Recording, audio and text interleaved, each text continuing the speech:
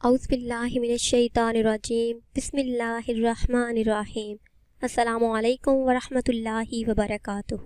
Viewers, میں اپنے channel خوابوں کی تعبیر میں آپ سب کو خوش آمدید کہتی ہوں۔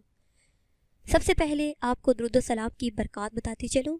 حضور تاجدار مدینہ راحت قلب و سینہ صلی اللہ علیہ وآلہ وسلم کا فرمان عالی شان ہے کہ بے شک بروز قیامت لوگوں میں میرے زیادہ قریب تر وہ ہوگا جو مجھ پر سب سے زیادہ درود بھیجے۔ اس لیے درود و سلام کو اپنی زبانوں کا وظیفہ بنا لیجئے اور چلتے پھرتے، اٹھتے بیٹھتے، کام کاج کرتے وقت ہر وقت درود و سلام کا ورد کریں۔ درود و سلام کی بے حساب برکتیں ہیں، اور جس گھر میں درود و سلام کا ورد کیا جائے اللہ تبارک و تعالی اس گھر میں اپنی رحمت بھیجتے ہیں۔ ویورز، آج ہم آپ کو بتائیں گے کہ خواب میں روتے دیکھنے کی کیا تعبیر ہے۔ خواب میں خود کو روتے دیکھنا، کسی اور کو روتے دیکھنا، یا پھر خواب میں رونا، اس کی کیا تعبیر ہے۔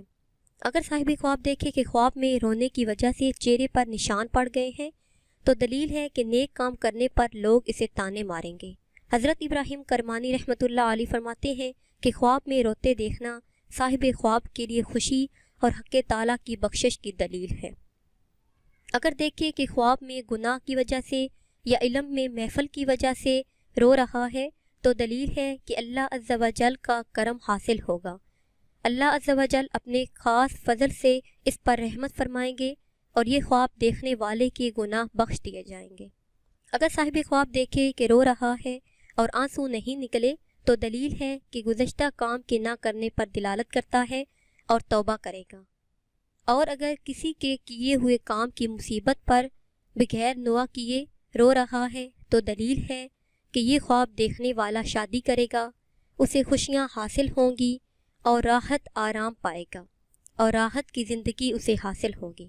حضرت جعفر صادق رحمۃ اللہ علیہ فرماتے ہیں کہ اگر صاحب خواب دیکھے کہ خواب میں رویا ہے اور رونے کے بعد پھر خواب میں ہنس رہا ہے تو دلیل ہے کہ یہ خواب دیکھنے والے کی موت قریب ہے۔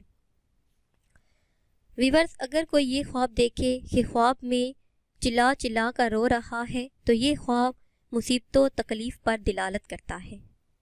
مصیبت و تکلیف میں بے صبر ہونے کی دلیل ہے اور یہ خواب بے یار و مددگار ہونے کی دلیل ہے۔